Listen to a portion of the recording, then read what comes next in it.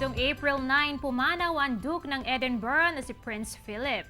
Bumuhos ang pakikiramay sa Buckingham Palace kung saan libu-libo ang naglagay ng bulaklak at mensahe sa namayapang prinsipe. Kabilang na sa mga nakiramay ang mga Pinoy na nasa United Kingdom. Ngayon, makakasama natin si Sir Buddy Bernardino na nasa Buckingham Palace. Good morning, Sir Buddy, and welcome po sa Mornings with GMA Regional TV! Good morning, Ara. Good morning sa ating mga tagapakinig ng Morning sa GMA. Tayo po ay nagre-report live mula dito sa Buckingham Palace sa lungsod po ng London. Mag-addit sa inyo ang mga huling impormasyon mula po dito sa ating kinaroroonan. Wow naman, Sir Buddy. Napakagaling. Lalo akong na-excite. Pero unang-una po sa lahat, kamusta po kayo at ang inyong pamilya dyan sa UK? Sa awa ng Diyos ay okay naman tayo, Ara. At sa mga kasama sa ating tinatawag na bubble. At sana sa patnubay ng Diyos ay tuloy-tuloy tayong ligtas laban sa coronavirus.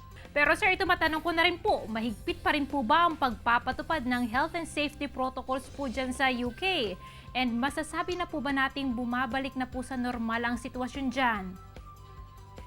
Mahigpit pa rin, as in mahigpit, Ara, ongoing pa rin yung lockdown dito, pero unti-unti nang niluluwagan simula noong nakaraang March 8, at nung Lunes nga, April 12, ay panibagong pagluluwag ang ginawa kung saan nagbukas na yung mga non-essential shops at saka mga barber shops.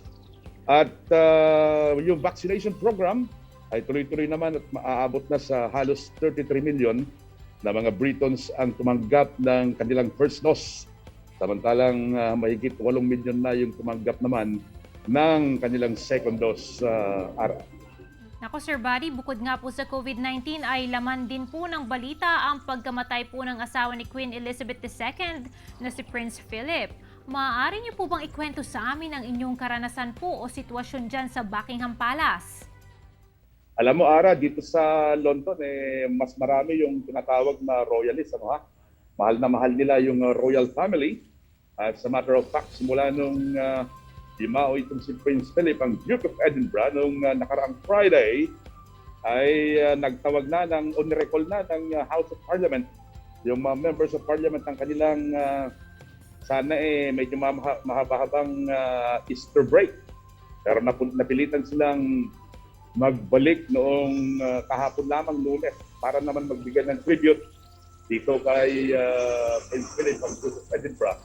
At itong ang kontrobersyal na si Prince Harry na po ni Prince Philip ay dumating din dito sa UK noong sa Sunday.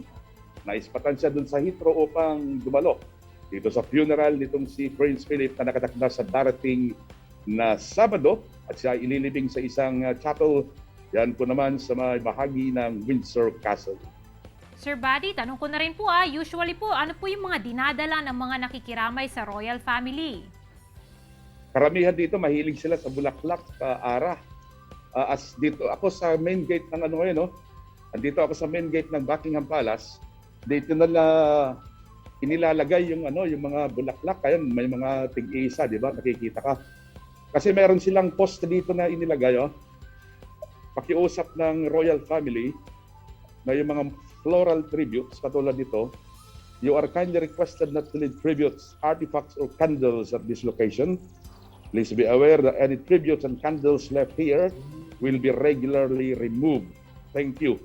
At ang gusto ng royal family, Ara, ay imbes na magbigay ng paglagay ng mga bulaklak bilang tribute kay Prince Philip dito sa Buckingham Palace, ay magbigay na lamang daw sila ng donation, imbes na bulaklak, para ilagay sa mga charity na sinusuportahan po naman ng Duke of Edinburgh.